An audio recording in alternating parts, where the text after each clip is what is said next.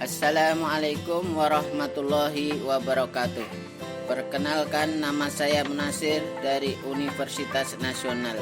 Di sini saya akan menjelaskan mengenai mengembangkan strategi internasional.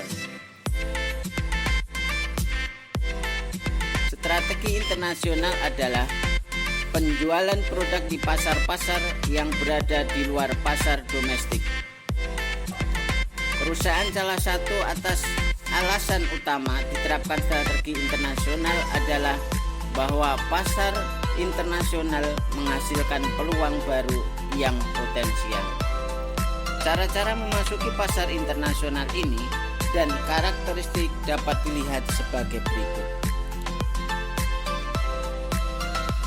Ekspor.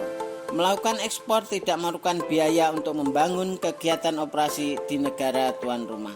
Tetapi pada eksportir harus mendirikan beberapa sasaran untuk memasarkan dan mendistribusikan produk-produk mereka.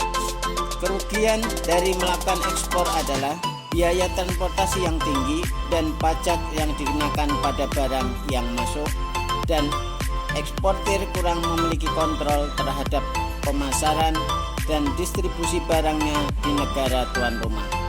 Namun demikian, strategi kepemimpinan biaya meningkatkan kinerja ekspor di negara maju, sedangkan strategi diferensiasi lebih sukses di negara berkembang. Aliansi strategis. Ini memungkinkan perusahaan untuk berbagi risiko dan sumber daya yang diperlukan untuk memasuki pasar-pasar internasional.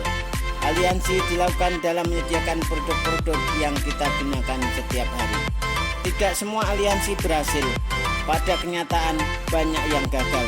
Ketidakberhasilan dikarenakan pemilihan mitra yang tidak cocok dan konflik di antara mitra. Saling percaya antara mitra merupakan faktor yang menentukan. Akuisisi.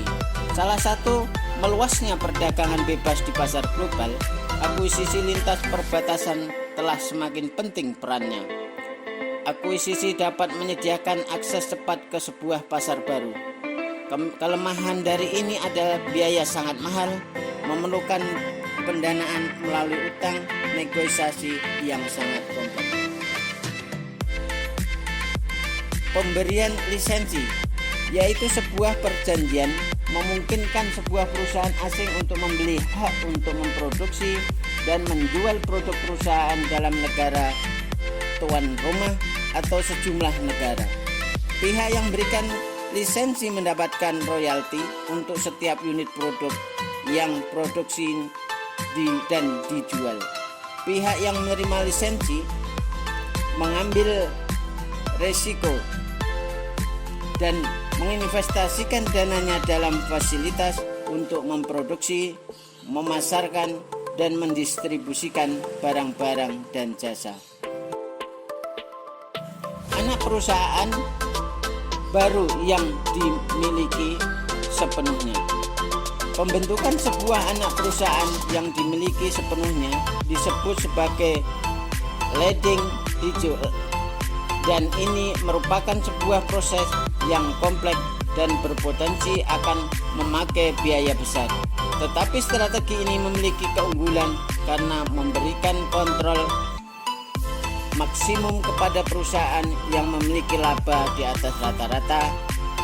Cara lainnya, perusahaan harus mendirikan realitas pabriknya yang baru, membangun jaringan distribusi, dan belajar serta mempertahankan strategi pemasaran yang tepat untuk bersaing di pasar baru. Dinamika cara memasuki pasar. Pada awalnya memasuki pasar seringkali dilakukan melalui ekspor karena cara ini tidak membutuhkan keahlian pabrikan asing dan hanya melakukan investasi di bidang distribusi.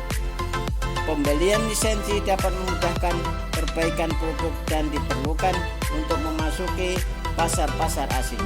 Seperti dalam contoh Komatsu, aliansi strategi ini menjadi terkenal karena memungkinkan sebuah pengusaha untuk berhubungan dengan mitra yang sudah berpengalaman di pasar sasaran. Oleh karena itu, ketiga cara tersebut merupakan pilihan terbaik titik awal pengembangan pasar. Demikian, terima kasih. Assalamualaikum warahmatullahi wabarakatuh.